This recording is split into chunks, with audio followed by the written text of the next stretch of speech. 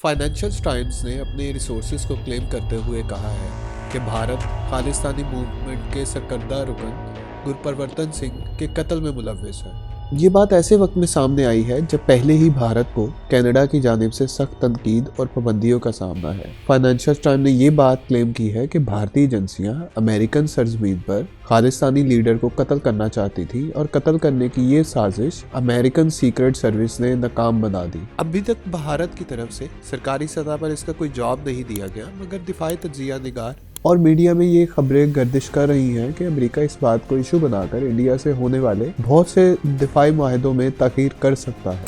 Assassination attempt को लेकर Joe Biden administration ने इंडिया को वार्न भी किया है। यूएस के नेशनल सिक्योरिटी काउंसिल के स्पोक्स पर्सन ने मीडिया ब्रीफिंग में कहा कि इस इशू को यूएस और इंडियन गवर्नमेंट से इस मुद्दे पर इन्वेस्टिगेशन का भी कहा गया है।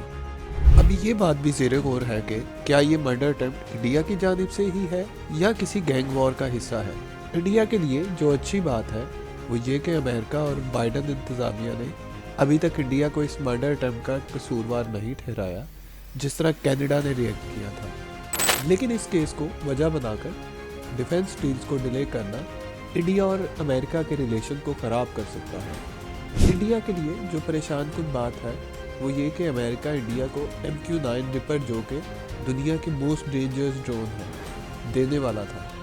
ये डील फाइनल हो चुकी थी, जिसमें अमेरिका को इंडियन डिफेंस को 30 MQ-9 रिपर ड्रोन्स देने थे। वो 30 दिन के लिए रिव्यू पोस्ट चल रहा है, यानी ये पेंडिंग में चला गया है।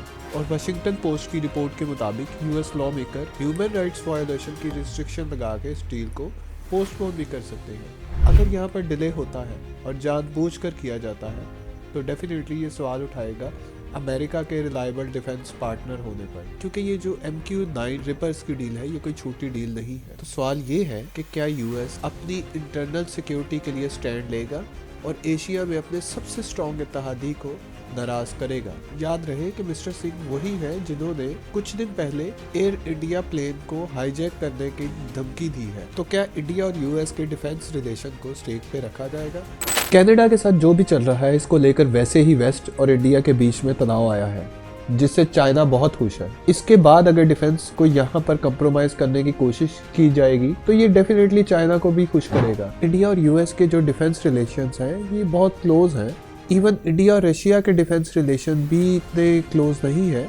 तो यहाँ पर इंडिया के लिए चीज़ें स्टेक पर ज़रूर है, लेकिन यूएस के लिए ज़्यादा स्टेक पर है। यूएस को एशिया में जियोग्राफिकल पार्टनर चाहिए जो ऐसे में यूनाइटेड स्टेट्स के इंटरेस्ट का ख्याल रख सके।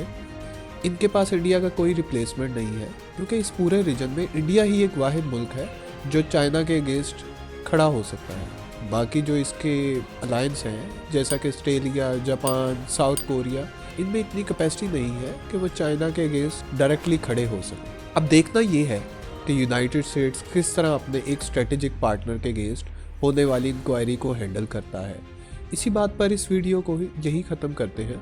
लाइक और सब्सक्राइब कीजिए ताकि मज़ीद ऐसी वीडियोस आपके लिए बना सकें।